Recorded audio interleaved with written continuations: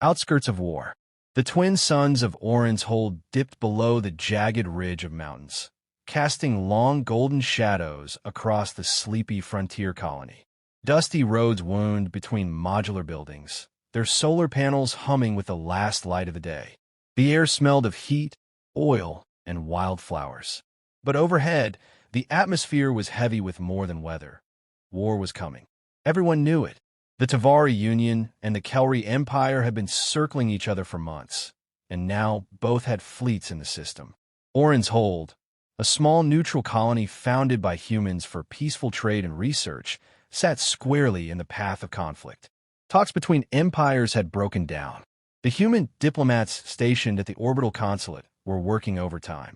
None of it seemed to matter. But in one corner of the capital settlement, a little diner with flickering neon still served evening meals.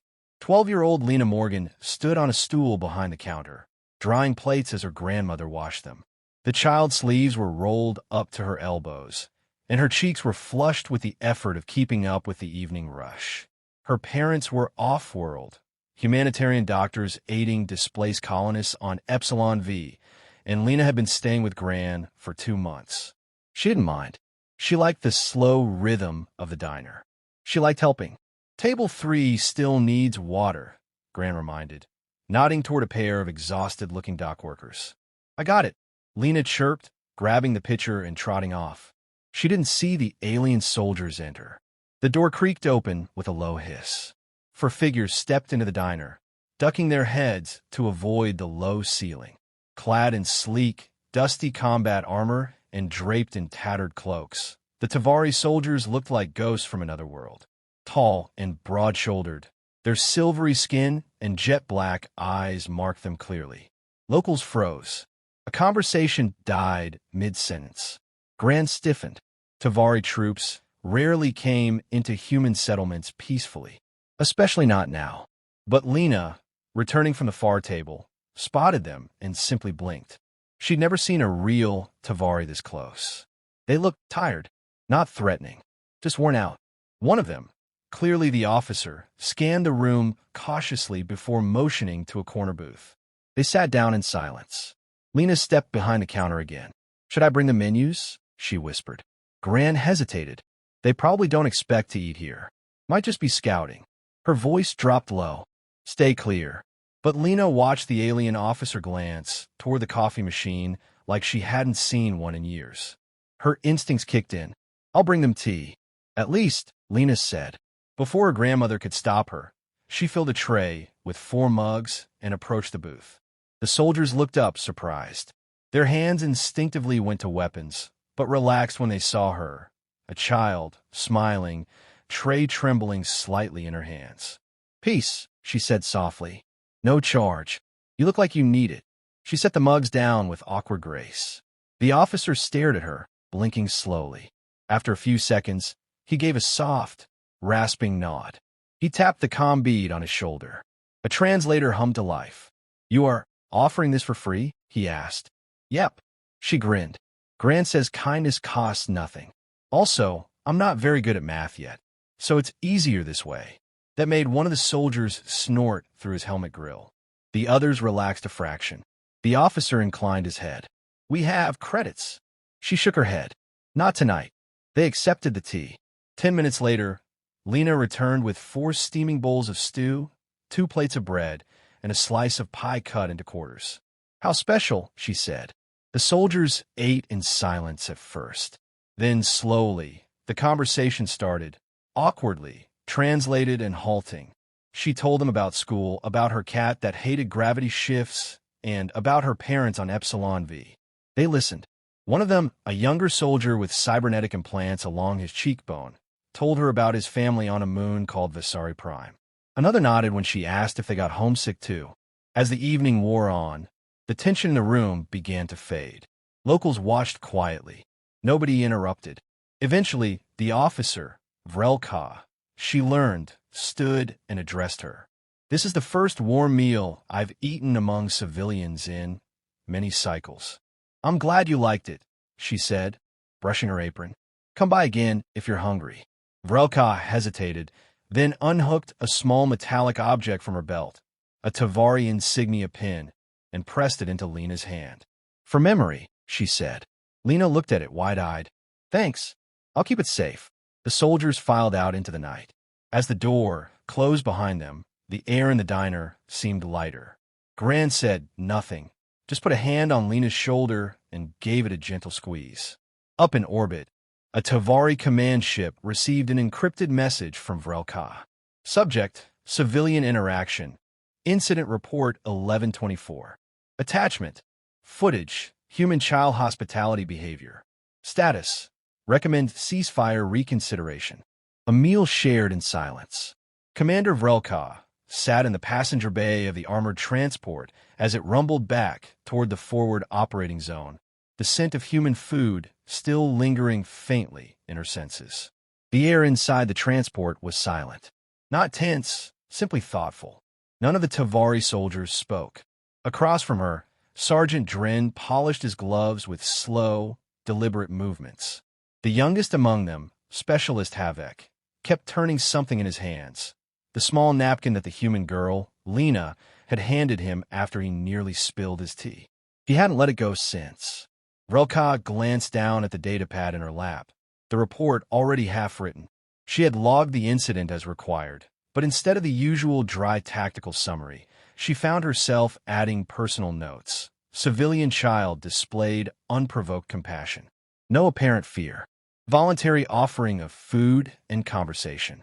Emotional impact noted across entire squad. A brief pause, then she typed one more line. "I believe this moment matters." They arrived at the outpost as night fully settled over Oren's hold. The temporary base had been built into a shallow canyon, shielded from orbital view. Lights buzzed over metallic tents and comms pylons. Troops marched. Drones hovered. The Tavari presence here wasn't symbolic, it was operational. They were preparing for something bigger. "Commander," said the outpost quartermaster as she disembarked. "Fleet Command is requesting your action readiness report by dawn. Tell them I'll submit it soon," she replied without slowing her stride. Inside her private module, she pulled off her armor piece by piece and sat in silence. The lights dimmed. A flick of her clawed finger brought up a holographic display of the system. 2 Tavari cruisers in high orbit, flanked by destroyers. Across from them, on the far side of Oren's hold, the Kelri Empire's fleet floated like a jagged dagger, each ship bristling with energy readings. They were moments from war. All it would take was one provocation, one false signal. And yet, her mind kept returning to that diner. Meanwhile, Lina was back in her room, curled up on a blanket beneath the roof vent. She had placed the shiny Tavari insignia pin next to her pillow and stared at it as if it were a treasure from another world, which in truth it was. She didn't understand everything about the war. Grown-ups always made it complicated, but she understood tired faces. She understood loneliness. She had seen it in the eyes of those soldiers. And when she'd offered dinner, it had just felt right. Downstairs, Gran cleaned up the kitchen, occasionally glancing at the empty corner booth. She still wasn't sure what to make of what had happened.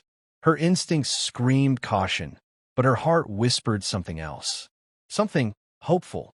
Far above them, in orbit, multiple encrypted messages bounced between Tavari High command ships.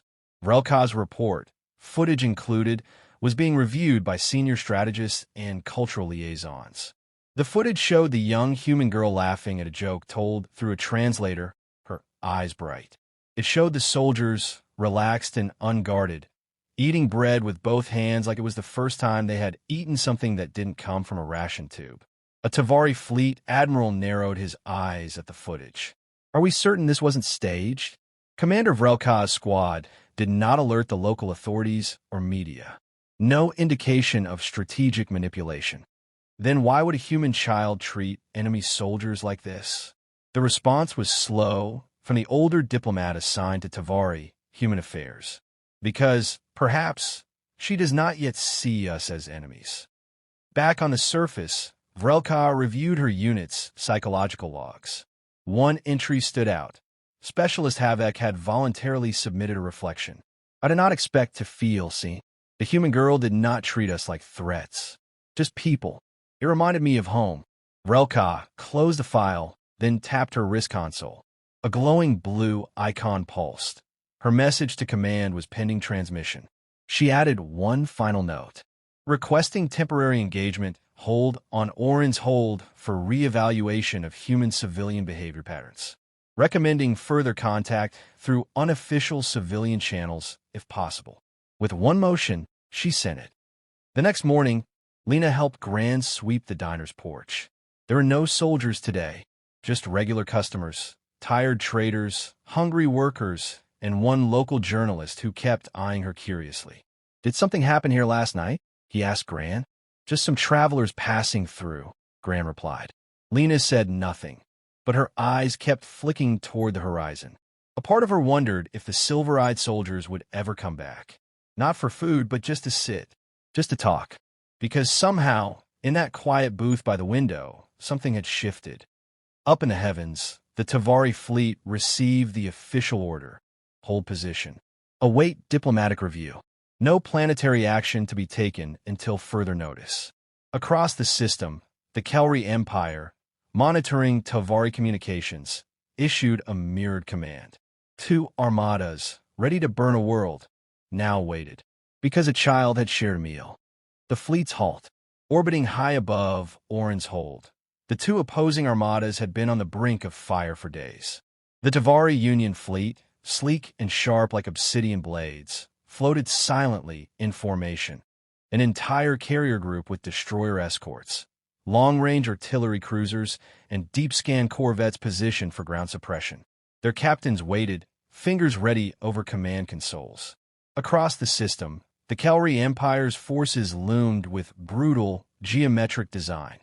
Hulking gray warships arranged like a coiled serpent ready to strike. While the Tavari had maneuvered first, the Kelri scans suggested a planetary invasion was imminent. Tensions were at a knife's edge.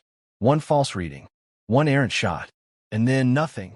At 6:44 station time, both fleets received direct orders from their respective commands. Immediate hold. Delay all surface actions.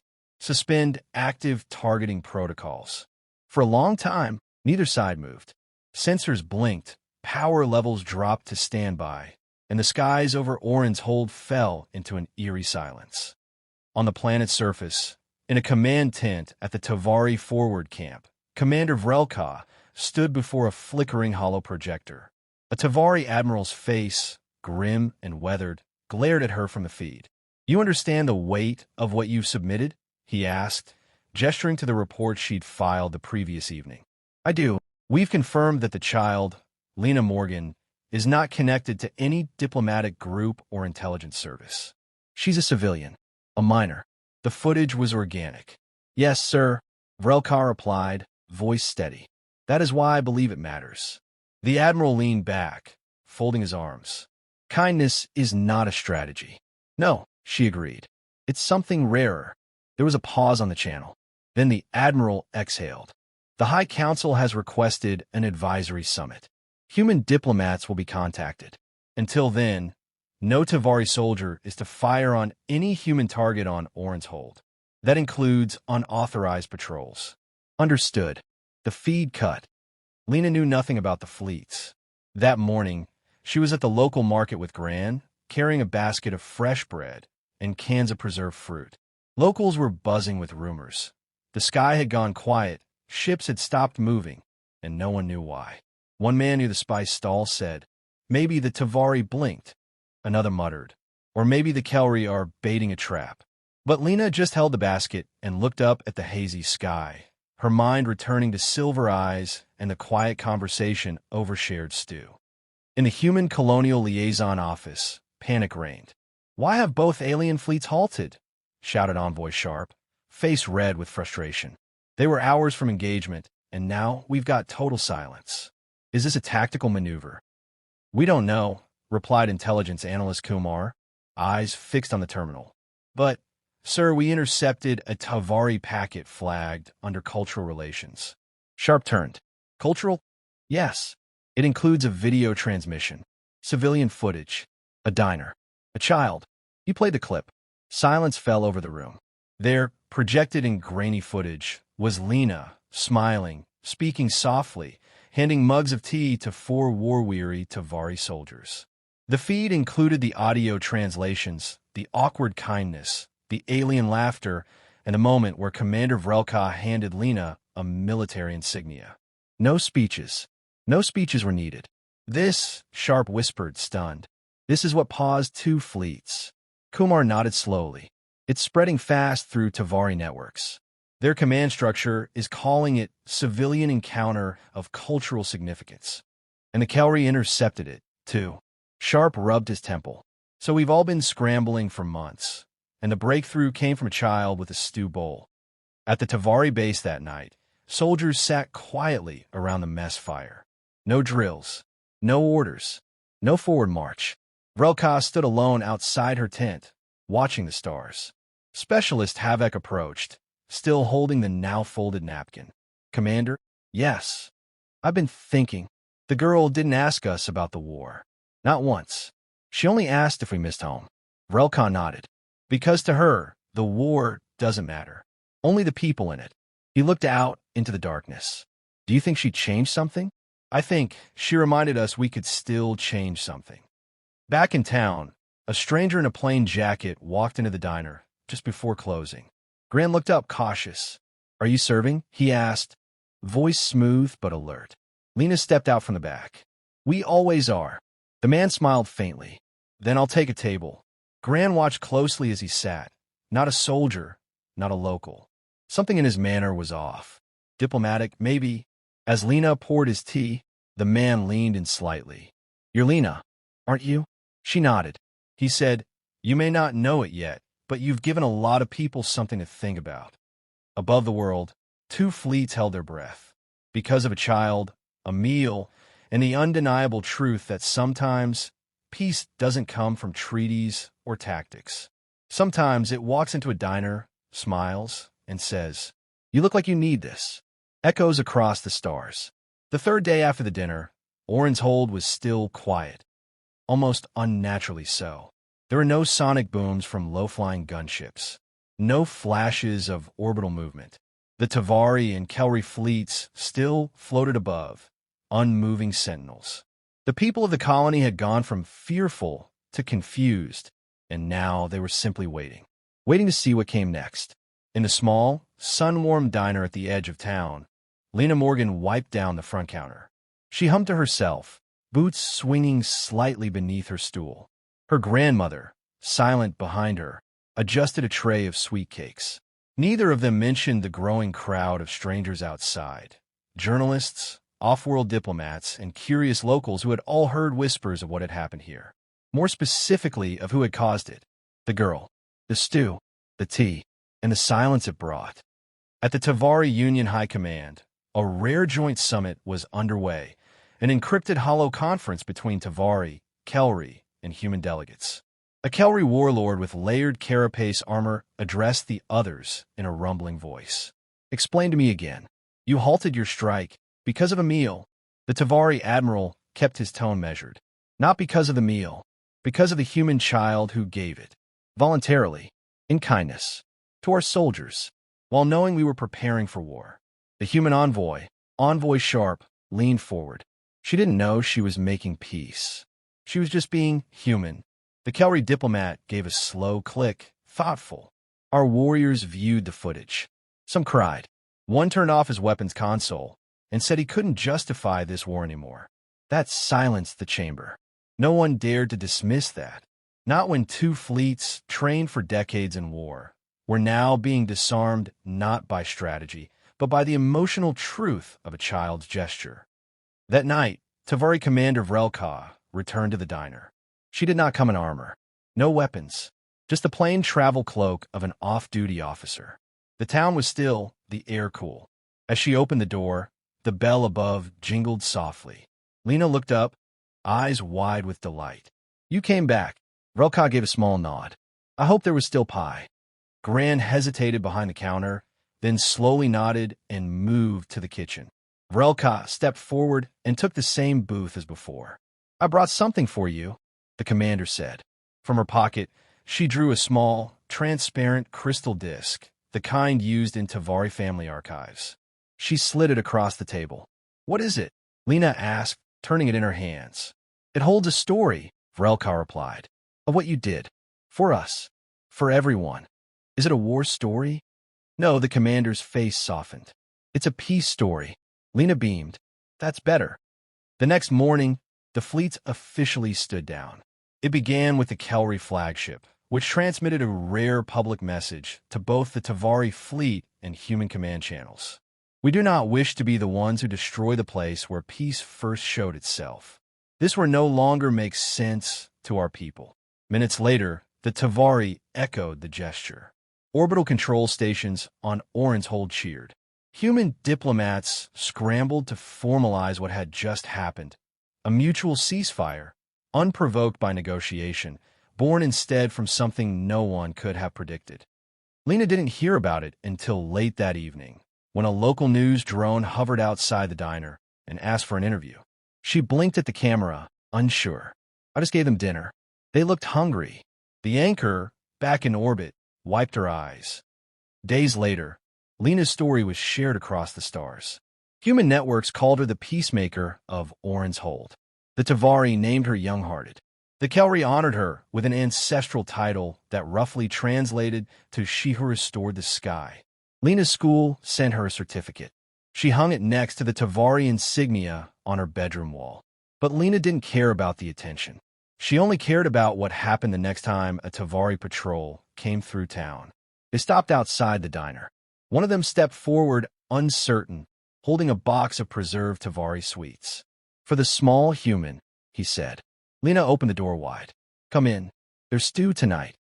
Elsewhere in the galaxy, a small girl's story changed things.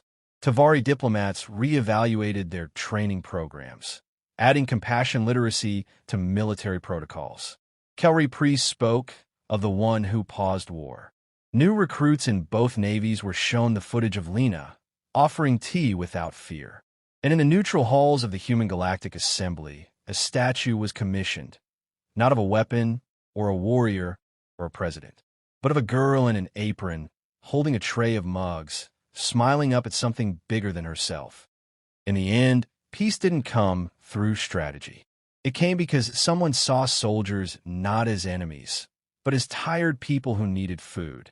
And in that small moment of kindness, the fleets halted, the war paused, and a better story began.